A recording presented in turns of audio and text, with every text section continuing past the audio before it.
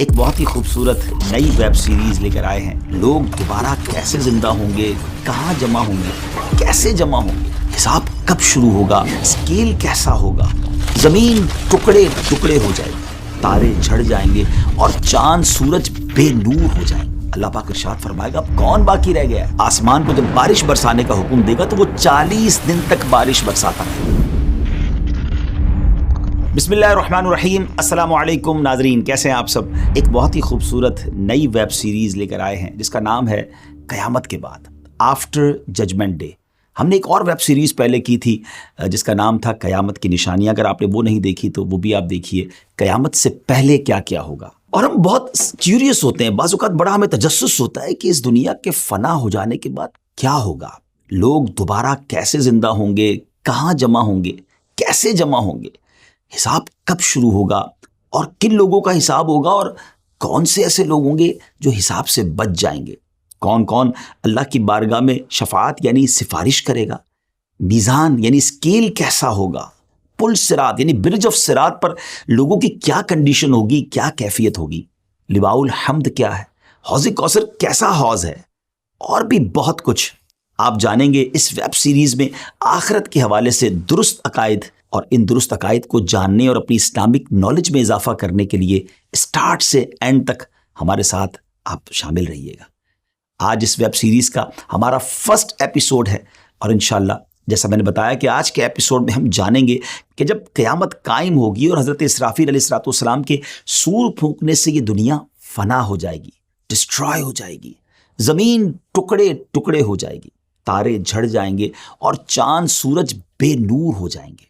پھر ملک الموت، جی ہاں، حضرت عزرائیل علیہ السلام جو روح قبض کرنے والے فرشتے ہیں، اللہ تعالیٰ کی بارگاہ میں عرض کریں گے الہی جسے تو نے چاہا اس کے علاوہ سب زمین و آسمان والے فنا ہو چکے ہیں، یعنی چند یوں سمجھیے کہ افراد کے علاوہ باقی دنیا میں سب دنیا سے جا چکے ہوں گے، سب کو موت آ چکی ہوگی۔ اللہ پاک ارشاد فرمائے گا اب کون باقی رہ گیا ہے؟ حالانکہ وہ خوب جانتا ہے۔ ملک الموت عرض کریں گے اے میرے رب تو باقی ہے، عرش اٹھانے والے فرشتے باقی ہیں، اور جبرائیل اور میکائیل اور میں یعنی حضرت عزرائیل کہیں گے میں باقی ہوں۔ اللہ پاک ارشاد فرمائے گا عرش اٹھانے والے فرشتے فوت ہو جائیں تو وہ بھی فوت ہو جائیں گے۔ اللہ پاک ارشاد فرمائے گا اب کون باقی ہے؟ تو ملک الموت علیہ السلام عرض کریں گے اے میرے رب اب تو باقی ہے، اسرافیل اور میں باقی ہوں۔ پھر رب عز و جل کے حکم سے عرش حضرت اسرافیل علیہ السلام سے سور لے لے گا، اور پھر ارشاد فرمائے گا اسرافیل بھی فوت ہو جائیں تو وہ بھی فوت ہو جائیں گے۔ اللہ پاک ارشاد فرمائے گا اب کون باقی ہے؟ ملک الموت علیہ السلام عرض کریں گے اے میرے رب تیری ذات باقی ہے جسے موت نہیں آنی، اور اے اللہ میں باقی ہوں۔ اللہ کریم ارشاد فرمائے گا تم بھی میری مخلوقات میں سے ایک مخلوق ہو، میں نے تمہیں جس کام کے لیے بنایا تم نے اسے دیکھ لیا، کیونکہ اب تو کوئی نہیں تھا نا جس کی روح قبض کر رہی ہے، تو ارشاد ہوگا اب تم فوت ہو جاؤ۔ چنانچہ ملک الموت علیہ السلام بھی فوت ہو جائیں گے، اب ایک اکیلا اللہ پاک باقی ہوگا۔ ناظرین اب رب تعالی سبحان اللہ، اب جو اللہ کی طرف سے ارشاد ہوگا نا، اگر اس کو غور سے سنے تو واقعی وہ گوز بمس یعنی رونگٹے کھڑے کر دیتا ہے۔ اب دنیا میں کوئی نہیں ہے، صرف رب تعالیٰ کی ذات ہے، اور وہ 3 بار یہ اعلان فرمائے گا، وہ ارشاد فرمائے گا، ایک کوسچن گویا فرمائے گا انا الجبار لمن الملک اليوم، میں جبار ہوں، آج کس کی بادشاہی ہے؟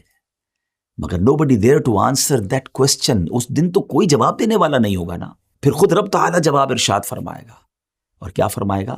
للہ الواحد القہار، ایک اللہ کی بادشاہی ہے جو سب پر غالب ہے، یعنی سب کچھ فنا ہونے والا ہے اور سب کچھ فنا ہو جائے گا۔ اللہ اکبر۔ آج لوگ کر و فر اور نما بعض اوقات تو جیتے ایسے جیسے مرنا نہیں ہے، لیکن یہ اعلان بتا رہا ہے کہ کوئی نہیں ہوگا، صرف رب تعالیٰ کی ذات ہوگی۔ اب کیا ہوگا؟ سب سے آخر میں جس ہستی کو موت آئے گی وہ مخلوقات کی روح قبض کرنے والے ملک الموت حضرت عزرائیل علیہ السلام ہے۔ اس کے بعد رب تعالیٰ اس زمین کو دوسری زمین سے بدل دے گا، آسمانوں کو بدل دے گا، اور زمین کو ایسے پھیلا دے گا کہ اس میں اونچا نیچا کوئی ٹیڑھا پن نہیں ہوگا، ٹوٹل اسٹریٹ زمین ہوگی۔ پھر اللہ پاک کے حکم سے مخلوق اس بدلی ہوئی زمین پر اس طرح آ جائے گی جیسے وہ پہلی والی زمین میں تھی، یعنی جو پہلے زمین میں دفن تھے وہ اس زمین میں دفن ہو جائیں گے، اور جو باہر تھے وہ اس پر بھی باہر رہیں گے، کیونکہ کئی لوگ تو ایسے ہوں گے جن کو دفن نہیں کیا جائے گا، وہ تو قیامت طاری ہو جائے گی، اور جو لوگ دنیا میں لوگ ہوں گے وہ اسی طرح زمین پر پھیلے ہوئے ہوں گے، وہ اس نئی زمین پر آ جائیں گے۔ یہ زمین بالکل اسٹریٹ ہوگی، اور ایسی اسٹریٹ ہوگی کہ زمین کے کونے پر بھی اگر کوئی رائی کا دانہ ہوگا تو وہ نظر آ جائے گا، ٹوٹلی اسٹریٹ زمین ہوگی۔ اب اللہ کریم آسمان کو جب بارش برسانے کا حکم دے گا تو وہ 40 دن تک بارش برساتا رہے گا، یہاں تک کہ مخلوق پر پانی 12 ہاتھ کے برابر بلند ہو جائے گا، اتنا پانی ہو جائے گا۔ پھر اللہ کریم باڈیز کو اگنے کا حکم دے گا۔ کمال دیکھیں، رب کی شان دیکھیں، اب باڈیز جو ہیں وہ سبزیوں کی طرح اگنے لگ جائیں گی، یہاں تک کہ جب ان کے جسم پہلے کی طرح کمپلیٹ ہو جائیں گے تو اللہ پاک کی طرف سے حکم ہوگا کہ میرا عرش اٹھانے والے فرشتے زندہ ہو جائیں۔ وہ تو کن کا مالک ہے نا، وہ تو فرماتا ہے کن ہو جا تو ہو جاتا ہے، وہ فرمائے گا زندہ ہو جائیں، تو عرش اٹھانے والے فرشتے زندہ ہو جائیں گے۔ سب سے پہلے دوبارہ زندہ ہونے والوں میں یہی فرشتے ہوں گے۔ پھر حکم الہی سے حضرت اسرافیل سور پکڑیں گے اور اپنے منہ پر رکھ لیں گے، پھر اللہ پاک ارشاد فرمائے گا جبرائیل اور میکائیل زندہ ہو جائیں، تو وہ دونوں بھی زندہ ہو جائیں گے۔ پھر اللہ پاک روحوں کو بلائیں گا تو روحیں حاضر کی جائیں گی۔ سبحان اللہ، اے مسلمانوں آپ کو مبارک ہو، ایمان والوں مبارک ہو۔ مسلمانوں کی روحیں نور سے چمک رہی ہوں گی اور باقی روحیں اندھیرے میں ہوں گی۔ اللہ کریم سب روحیں کو سور میں ڈال دے گا، اور پھر حضرت اسرافیل علیہ السلام کو حکم فرمائے گا کہ وہ دوبارہ اٹھنے اور جمع کرنے والی پھونک مارے۔ بس وہ جب پھونک ماریں گے سور میں تو روحیں سور سے شہد کی مکھیوں کی طرح نکل کر زمین و آسمان کے درمیان خلا کو بھر دیں گی۔ پس روحیں زمین کے نیچے اپنی باڈیز کی طرف جائیں گی، اور ناک کے جو ہولز ہوں گے نا، ناک کے سوراخ سے داخل ہو کر جسم میں سرایت کر جائیں گی۔ اس کے بعد حشر برپا ہوگا اور لوگ جمع ہونا شروع ہوں گے۔ ویورز کیسی معلومات ہے، سنتے ہیں تو بعض اوقات عقل حیران ہو جاتی ہے کہ پھر سے وہ لوگ زندہ ہوں گے۔ ذرا غور کریں نا کہ دو نفخوں یعنی دونوں سوروں کے درمیان، یعنی ایک سور وہ جس میں سب کو موت آ جائے گی، اور دوسری سور جس میں دوبارہ زندہ کیا جائے گا، 40 سال کا وقفہ ہوگا۔ خیر وقفہ جتنا بھی ہو، لیکن ذہن میں ایک سوال تو پیدا ہوتا ہے نا کہ یہ ہوگا کیسے کہ اتنا ٹائم پیریڈ گزر گیا ہوگا، باڈیز تو ڈیکمپوز ہو چکی ہوں گی، باڈی کے ٹائنی پارٹیکلز، چھوٹے چھوٹے ذرے زمین کے پارٹیکل کے ساتھ مل چکے ہوں گے، نہ جانے کہاں کہاں پہنچ چکے ہوں گے۔ پھر یہ سب کیسے ہوگا؟ یاد رکھیے کہ انسان کی ہر چیز گل جاتی ہے سوائے عجب الزم کے۔ اب یہ کیا ہے؟ یہ ایک ہڈی کے بارے میں کہا جاتا ہے، اور بروز قیامت اسی ہڈی پر مخلوق کو دوبارہ بنایا جائے گا۔ عجب الزم کے لفظی معنی ہے دم گچھ، عجب کے معنی ہے اصل، اور ضم کا معنی ہے دم۔ اب یہاں کچھ لوگ کہتے ہیں کہ اسپائنل کارڈ، دیکھیں ہماری جو ریڑھ کی ہڈی ہوتی ہے، انسان اسی پر بیٹھتا ہے، یہ باقاعدہ پلر کی حیثیت رکھتی ہے، جیسے دیوار کے لیے بنیاد ہوتی ہے۔ اگر یہاں یہ ہڈی مراد ہے تو حدیث کے معنی پھر یہ بنیں گے کہ یہ ہڈی جلد فنا نہیں ہوتی، اور مٹی 100 سال کے بعد اس کو ڈیکمپوز کرتی یعنی گلاتی ہے۔ اور اگر اس سے مراد ہے اجزائے اصلیہ جو انسان کے جسم کی اصل ہیں تو وہ کبھی نہیں فنا ہوتے، اور یہ ایسے باریک کمپوننٹس، ایسے باریک اجزاء ہیں جو مائکروسکوپ سے بھی دیکھنے میں نہیں آتے۔ عربی میں انہیں اجزائے لا یتجزا یعنی انڈیویزبل کمپوننٹس، یعنی سمجھے کہ یہ ختم نہیں ہوتے، انہیں یہ کہا جاتا ہے۔ انسان چاہے جہاں بھی چلا جائے، جس بھی حالت میں ہو، مگر یہ کمپوننٹس ویسے ہی رہتے ہیں، حتیٰ کہ غذا اور خون میں بھی اجزاء شامل ہوتے ہیں۔ انہی اجزاء سے انسان پہلے بھی بنا تھا اور آئندہ بھی بنے گا۔ دیکھیں نا آج کل ڈی این اے کی بات ہوتی ہے، بالکل مرے ہوئے کتنا سال ہو جاتا ہے، بلکہ اب تو کئی سال پرانے ڈھانچے ملتے ہیں، تو اس کے میڈیکل کے بعد یہ پتہ چل جاتا ہے کہ اس کی عمر کیا تھی، موت کا سبب کیا تھا۔ تو جب اتنی ساری آج سائنس نے ترقی کر لی ہے جو 100 سال 200 سال بعد کے بعد ڈھانچوں پر تحقیق کر لیتی ہے، تو وہ تو خالق کائنات ہے۔ ان اللہ علی کل شیء قدیر۔ نبی پاک علیہ الصلوۃ والسلام کا ایک اور فرمان سنیے کہ کچے بچے سے لے کر بوڑھے تک ہر ایک کا بروز قیامت حشر ہوگا۔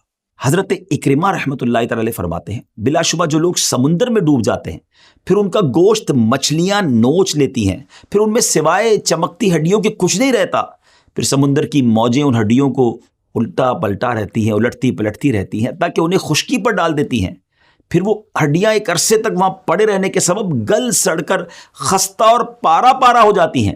چنانچہ وہاں سے اونٹوں کا گزر ہوتا ہے تو وہ انہیں کھا کر چل پڑتے ہیں اور پھر مینگنیوں کی صورت میں نکال دیتے ہیں۔ اس کے بعد کچھ لوگ وہاں پڑاؤ کرتے ہیں اور ان مینگنیوں کو اٹھا کر ان سے آگ جلا کر انہیں بھی راکھ کر دیتے ہیں۔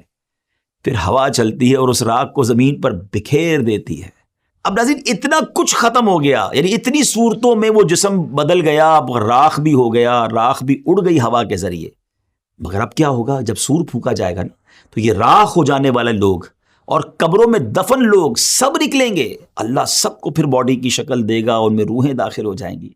حضرت اسرافیل علیہ السلام بیت المقدس کی چٹان پر کھڑے ہو کر یہ اعلان کریں گے، اے گلی سڑی ہڈیوں، ٹکڑے ٹکڑے ہو جانے والی کھالوں اور بکھرے ہوئے بالوں، اللہ پاک تمہیں حکم دیتا ہے فیصلہ کر دینے والے حساب کے لیے جمع ہو جاؤ۔ اب آئیے ہم کچھ اور آگے چلتے ہیں۔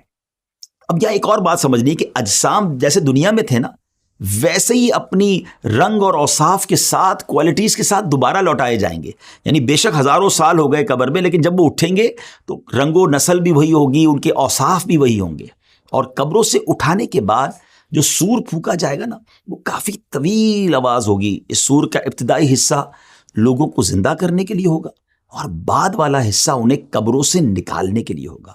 چنانچہ سور کا وہ حصہ جو انہیں زندہ کرنے کے لیے ہوگا، اسے تو وہ نہیں سن سکیں گے، البتہ سور کا وہ حصہ جو انہیں قبروں سے نکالنے کے لیے ہوگا، وہ اسے سنیں گے، لسن کریں گے۔ روایت میں آتا ہے کہ قیامت کے دن لوگ اپنی اپنی قبروں سے بغیر لباس کے، ننگے پاؤں اور بغیر ختنہ کیے ہوئے اٹھیں گے۔ someone will be no foot, someone will be on foot, someone will be on ride۔ کوئی پیدل ہوگا، کوئی سواری پر ہوگا، کوئی سواری پر اکیلا ہوگا، کسی پر 3، 4 یا 10 افراد بھی ہوں گے۔ جو نان بلیور ہوں گے، غیر مسلمین ہوں گے، انہیں تو میدان محشر لے جانے کے لیے کسی کو ملائکہ گھسیٹ کر لے جائیں گے، اور کچھ لوگوں کو آگ جمع کرے گی۔ حدیث پاک کے مطابق نبی کریم علیہ السلام نے اپنے دستے مبارک سے ایک بار بڑا کمال کا اشارہ فرمایا۔ نبی پاک نے ملک شام کی طرف اشارہ کر کے فرمایا کہ تمہارا حشر وہاں ہوگا، اور اسی طرح ایک روایت میں آتا ہے کہ بلا شبہ تمہارا حشر بیت المقدس میں ہوگا۔ تو ان حدیثوں سے یہ پتہ چلتا ہے کہ جو محشر کا میدان سجایا جائے گا نا، وہ بیت المقدس کے قریب، یہ پورا ملک شام ہے نا، اب اس کی بائفرکیشن اب آج کل ہو گئی ہے، لیکن یوں سمجھ لیجئے کہ بیت المقدس کے قریب جو ہے یہ پورا میدان محشر سجایا جائے گا۔ بروز محشر کی زمین کیسی ہموار ہوگی، کتنی پلین اینڈ اسٹریٹ ہوگی، جیسا میں نے بتایا کہ رائی کا ایک دانہ بھی کونے پہ رکھا ہوگا تو وہ دوسرے کنارے سے دکھائی دے گا۔ مگر ایک اور امیزنگ بات ہے کہ اس دن جو زمین ہوگی نا، وہ ہماری طرح راک کی یا مٹی کی نہیں ہوگی، کاپر کی ہوگی، تانبے کی ہوگی۔ اللہ اکبر۔ اور سورج آج کتنا دور ہے؟ ایک تحقیق کے مطابق 93 ملین مائلز اوے ہے۔ جی ہاں، 9 کروڑ 30 لاکھ مائلز، اور اس دن 1 میل کی مسافت ہوگا۔ آپ امیجن تو کریں گرمی کا عالم کیا ہوگا، یہ کیسے بیئربل کیسے ہوگا۔ تو ذرا غور کیجئے کہ اتنا ڈسٹنس، 93 ملین مائل کا ڈسٹنس کے باوجود بھی سورج کی پشت ہماری طرف ہے، لیکن جب کبھی گرمیوں میں ہمارا چہرہ اس کے سامنے آ جائے اور گرمی کا موسم ہو تو گھر سے باہر نکلنا دشوار ہو جاتا ہے۔ اس وقت 1 میل کے فاصلے پر ہوگا، اور اس کی پشت نہیں، اس کا منہ ہماری طرف ہوگا۔ ہم سوچ بھی نہیں سکتے گرمی کا عالم کیا ہوگا۔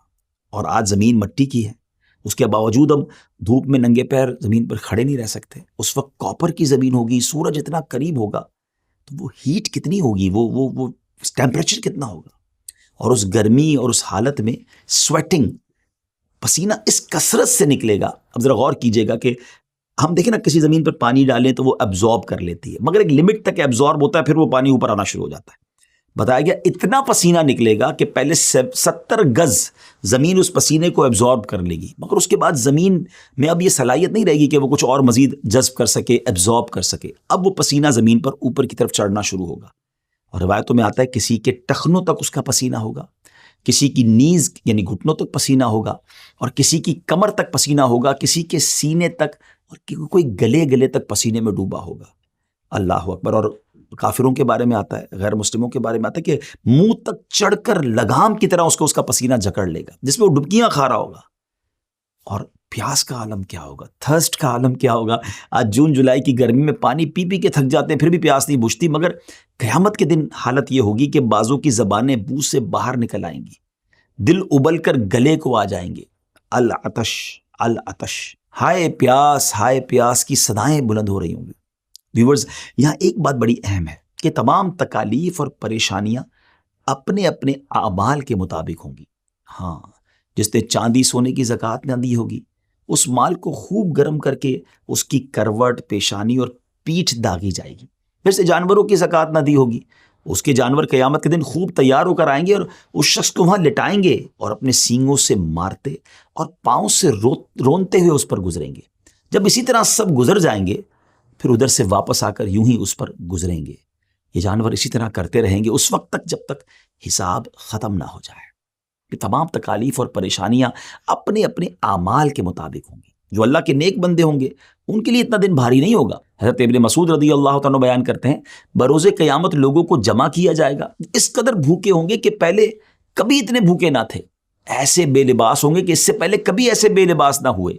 ایسے پیاسے ہوں گے کہ اس سے پہلے کبھی ایسے پیاسے نہ ہوئے. ایسے تھکے ہارے ہوں گے کہ اس سے پہلے کبھی ایسے تھکے ہوئے نہ ہوں گے. جس نے اللہ پاک کے لیے کسی کو کھلایا ہوگا اللہ پاک اسے قیامت کے دن کھلائے گا. جس نے اللہ پاک کے لیے کسی کو پلایا ہوگا اللہ اسے قیامت کے دن پلائے گا. جس نے اللہ کریم کے لیے کسی کو لباس پہنایا ہوگا رب کریم اسے لباس پہنائے گا. اور جس نے اللہ کے لیے عمل کیا ہوگا اللہ پاک اسے کافی ہوگا. جس نے اللہ پاک کے دین کی مدد کی ہوگی تو اللہ کریم اس دن اسے راحت عطا فرمائے گا. ذرا غور کیجئے ناظرین، زندگی میں ایسے کام کرنے ہیں، لوگوں کی خدمت کریں، کسی کو کھانا کھلاتے رہیں، کسی کو پلاتے رہیں، پیاسے کو پانی پلا دیا کریں، بے لباس کو لباس دے دیا کریں. کیا معلوم یہ نیکیاں قیامت کے دن ایسے کام آ جائیں کہ ہمیں وہاں اللہ کی نعمتیں مل جائیں، ہم اس تکلیف سے بچ جائیں. اگر آپ چاہتے ہیں کہ آپ کو ریفرنسز بھی مل جائیں کہ کچھ باتیں قرآن سے ہوئی ہیں، کچھ احادیث سے ہوئی ہیں، کچھ بزرگان دین کے اقوال ہیں، تو آپ ڈسکرپشن میں وہ ہمارے ریفرنسز بھی لے لیجئے گا. اور ناظرین، جس طرح میں نے بتایا آپ کو کہ ہماری ایک بہت خوبصورت ویب سیریز قیامت کی نشانیاں جس کو ملینز آف لوگوں نے دیکھا، اگر آپ اسے بھی دیکھنا چاہتے ہیں تو بہتر ہوگا کہ آپ اس کو بھی دیکھیں. قیامت سے پہلے کیا ہوگا بڑی ڈیٹیل میں ہم نے کئی ایپیسوڈز میں اسے بیان کیا ہے، تو اس کا لنک بھی آپ کو ڈسکرپشن میں مل جائے گا. ناظرین، باتیں بہت ساری کرنی ہیں آپ سے، لیکن معاملہ بھی تو بہت بڑا ہے نا. قیامت کیسے طاری ہوگی اور پھر اس دن لوگوں کے ساتھ معاملات کیا ہوں گے، یہ تو ابھی پہلی ایپیسوڈ ہے نا. اگلے ایپیسوڈ میں ہم یہ معلوم کریں گے کہ مختلف لوگ محشر میں جب آئیں گے تو ان کی کیفیات کیا ہوں گی، کنڈیشنز کیا ہوں گی. بڑی امیزنگ باتیں ہیں اس میں، اور یہ بھی جانیں گے کہ کن کن حالتوں میں لوگ اللہ کی بارگاہ میں پیش ہوں گے. ہمیں اجازت دیجیے، اگلی ایپیسوڈ میں پھر ملاقات ہوگی. فی امان اللہ. السلام علیکم ورحمۃ اللہ وبرکاتہ.